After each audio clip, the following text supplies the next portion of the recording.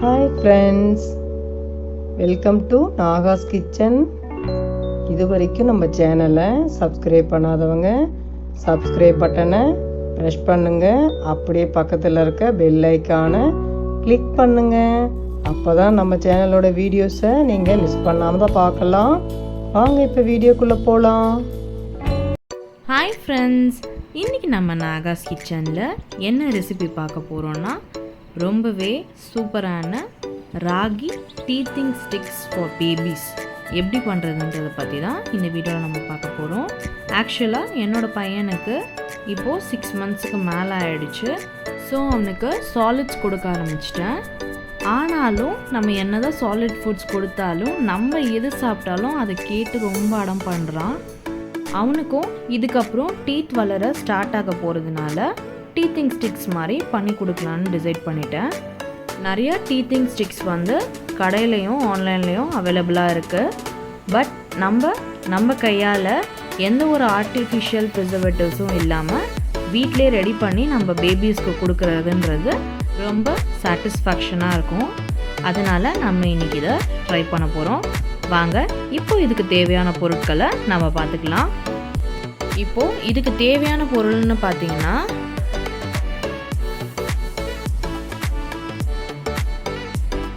1 cup கோதுமை மாவு நான் எடுத்து வச்சுருக்கேன்.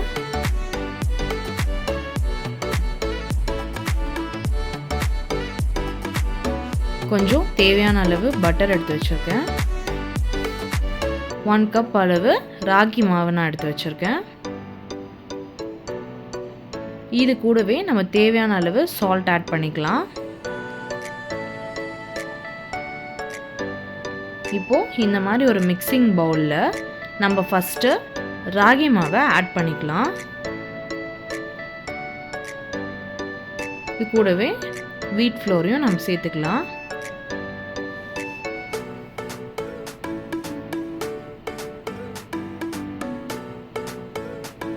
நெக்ஸ்ட்டு தேவையான அளவு சால்ட் ஆட் பண்ணிக்கலாம். சால்ட் வந்து ரொம்ப கொஞ்சம் கம்மியாகவே சேர்த்துக்கலாம். நம்ம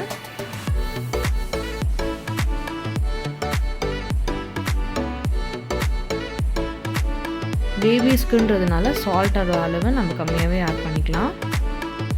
இப்போது ஃபைனலி பட்டரையும் சேர்த்துட்டு நம்ம நல்லா பிசைஞ்சு எடுத்துக்கலாம்.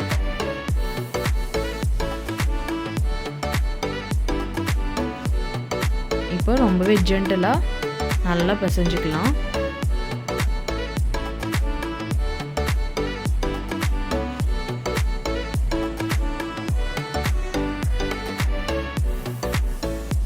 இதுக்கு ஆயிலோ இல்லை கீயோ ஆட் பண்ணுறதுக்கு பதிலாக பட்டர் சேர்த்து நம்ம பிசைகிறது ரொம்ப நல்லது. இப்போ பாருங்கள், ஃபுல் பட்டரையும் நம்ம பிசைஞ்சு எடுத்தாச்சு. இப்போது இதோட கன்சிஸ்டன்சி பாருங்கள், இந்த மாதிரி இருக்குது. இப்போ இது கூட நம்ம கொஞ்சம் கொஞ்சமாக வாட்டர் ஆட் பண்ணி நல்லா பிசைஞ்சு எடுத்துக்கலாம்.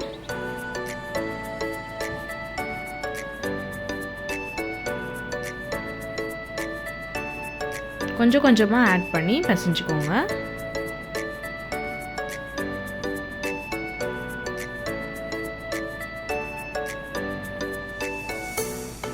இப்போ பாருங்கள், நான் கொஞ்சம் கொஞ்சமாக வாட்டர் ஆட் பண்ணி பிசைஞ்சிட்டேன். ரொம்ப ட்ரையாகவும் இருக்கக்கூடாது, ரொம்ப பிசு பிசுன்னு இருக்கக்கூடாது. இந்த பதத்தில் தான் இருக்கணும். பாருங்கள், நான் பிடிச்சி காட்டுறேன். இதை வந்து நம்ம கொஞ்சம் அளவு எடுத்து இந்த மாதிரி ரோல் பண்ணி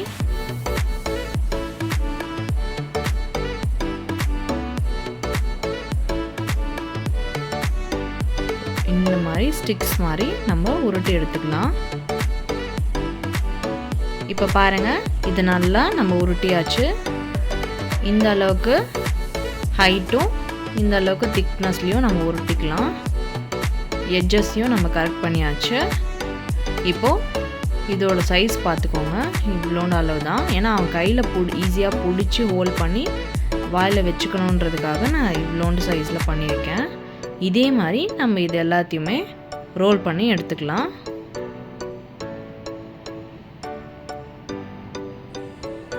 இப்போ பாருங்கள், நான் அந்த எல்லா மாவுலேயும் நல்லா ரோல் பண்ணிட்டேன் டீத்திங் ஸ்டிக்ஸ் எல்லாத்தையும்.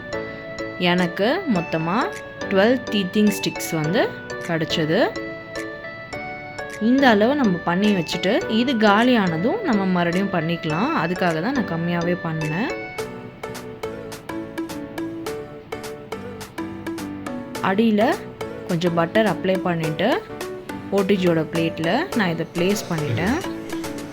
இப்போது ஓடிஜியில் ப்ளேஸ் பண்ணி க்ளோஸ் பண்ணியாச்சு. 180 டிகிரிஸில் டபுள் சைடு ஹீட்டில் நம்ம ஒரு 10 to 15 மினிட்ஸ் வச்சுக்கலாம். நான் 15 மினிட்ஸ் வைக்கிறேன்.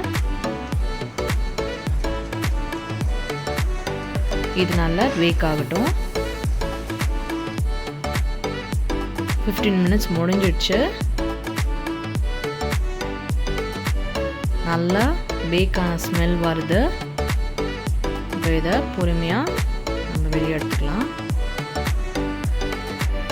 இது எப்போவுமே கொஞ்ச நேரம் நம்ம ஆற விடணும். அப்போ தான் இது நல்லா கிறிஸ்பி ஆகும். பாருங்கள், டீத்திங் ஸ்டிக்ஸ் வந்து ரெடி ஆயிடுச்சு. கொஞ்சம் லைட்டாக சூடாக இருக்குது. இது நல்லா ஆறட்டும். அப்போ தான் உள்ளுக்குள்ளே வந்து நம்ம பிஸ்கெட் மாதிரி நல்லா கிறிஸ்பி ஆகும்.